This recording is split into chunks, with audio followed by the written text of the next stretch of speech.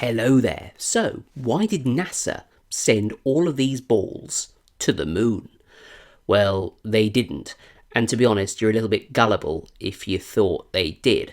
But don't worry, you're not alone, because one of the trending videos at the moment on YouTube is a video entitled, "Why are 96 million black balls on this reservoir?" And the thumbnail for this video is a bloke standing in front of a sea of balls. Now, currently, as of the 14th of June, this video actually has 33 million views. Absolutely extraordinary. So in this video, I wanted to break down a little bit why that video is successful, and take a look at this guy's follow-up videos, because there is a story there. It's similar to my own, not quite the same, because I haven't made probably 60,000 quid from a single video. Now, I was going to start by saying that this video is a complete waste of time, complete clickbait, and really it's shameful that YouTube are promoting it.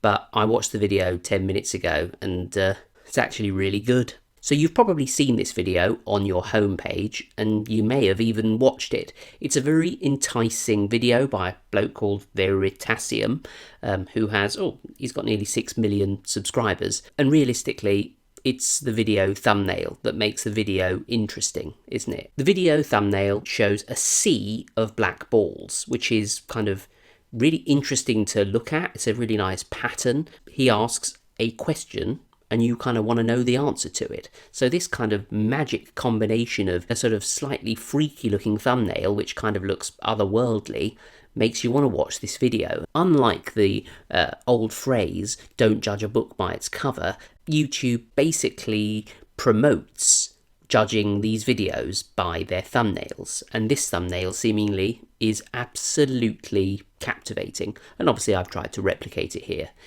It won't work. So after people actually did click on this video, it must have actually been interesting to watch. And as I said, I watched it just now, and do you know what it actually is? It starts off showing all the balls going into this reservoir, and I kind of judgmentally assumed that this guy would leave the answer to the question to the end of the video to keep you watching.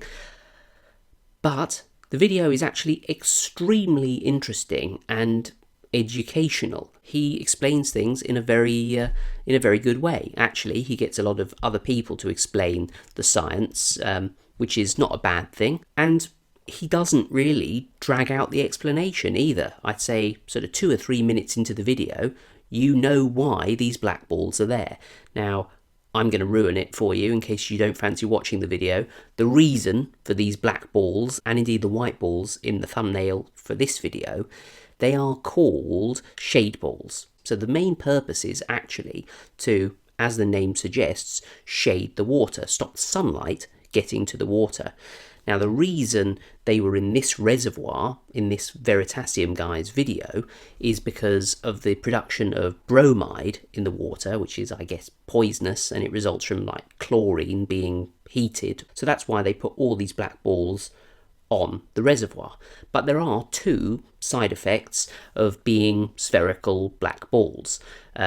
Firstly, because they're round, birds can't land on them, because as soon as they land on them, they sort of slide off. Actually, that might be quite funny to watch. Secondly, by creating a sort of layer over the surface of the water, you stop water vapour from escaping from the reservoir, or at least reduce it. So the idea of a reservoir is that it stores a load of water that you will later drink through your tap, but if the weather's really hot, it can all evaporate out. So that's the purpose of these shade balls. And this guy explains it with very pretty graphics, with scientists and experts explaining the reason. He shows some really kind of appealing and intriguing images of 96 million shade balls on a reservoir. So yes, sadly, because I'm jealous basically, this isn't a video that I can really criticise.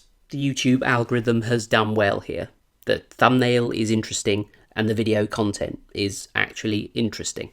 But things get a little bit more interesting when we look at what this guy has actually done since that video. So he's been popular for quite some time, and before the shade balls video, he was frequently getting millions of views. Following the shade ball video, he made a new video about his viral story.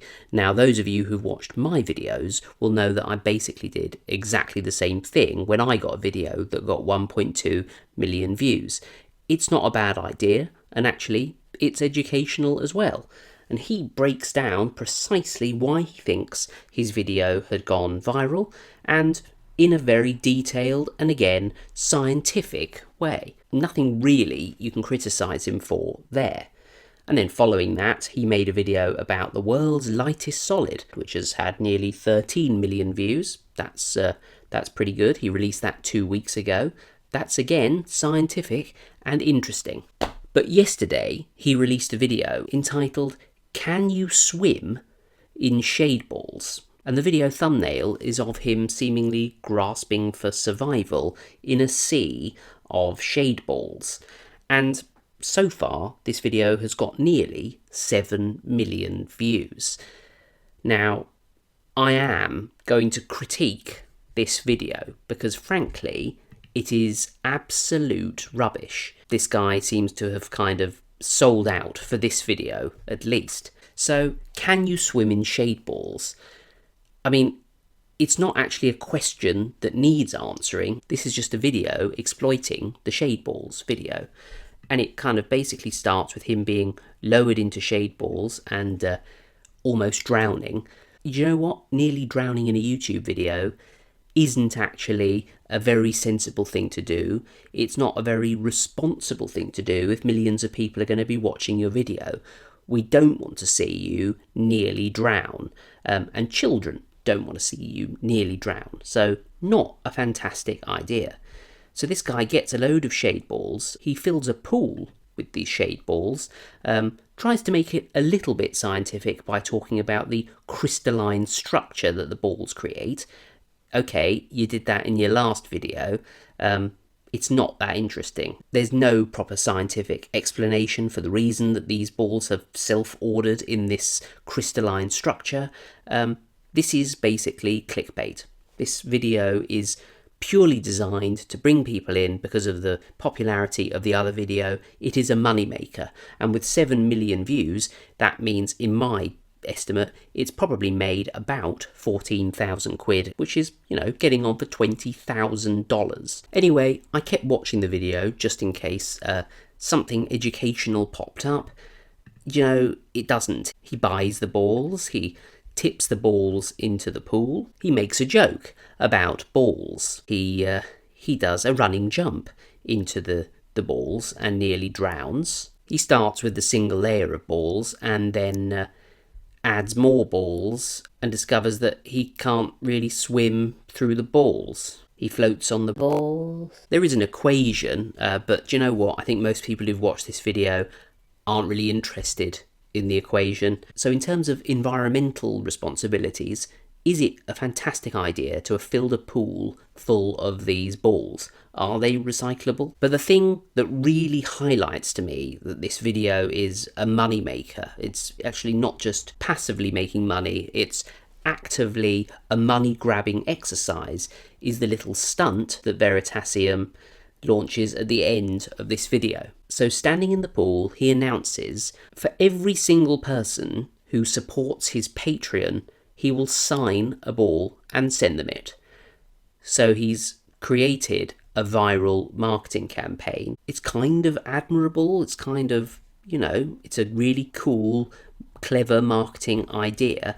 But isn't it just a little bit kind of cynical? And currently he's got 10,218 patrons. So even if they were giving $1 a month each, that's $10,000 a month from Patreon alone. And that's before you take into account the video that's just made like $20,000 in a day. Well, he's got a $100 tier as well. So this guy is now making an absolute fortune, and it seems as if he's decided that why should he make educational, interesting, scientific content when he could just jump in a sea of black balls? I don't know if I blame him or not. It just seems to me that the YouTube algorithm has failed in this instance because he had one video that was really, really interesting and people watched it. Will just promote anything he does that's got black balls in it. Maybe this isn't his fault or YouTube's fault. Maybe this is more of a sort of a general thing. It's a kind of dumbing down, isn't it? That's, I think, what's getting to me. That and an overwhelming sense of jealousy because I haven't got a video that got 33 million views. But I just feel a little bit uncomfortable that this video is doing so well, that a man risking his life and the environment with all these plastic balls is making quite as much cash as he is. Anyway, what do you think? Actually, before we go, I have had a bit of a disaster with my fringe. I think my haircut is generally all right, but I was slightly unhappy with the length of my fringe when I came out of my hairdresser's appointment, so I cut it myself. It doesn't look great, does it? But anyway, I wear it like that, so I'm sure I'll be all right. It'll grow back, right? Anyway, thanks for watching this video. I will leave a link to the old shade ball videos down below if you want to check them out for yourself. And there are some videos here of mine which might be of interest to you if you enjoyed watching this one. Do subscribe, give this video a thumbs up if you enjoyed it, or a thumbs down if you didn't, and I shall see you next time for another video.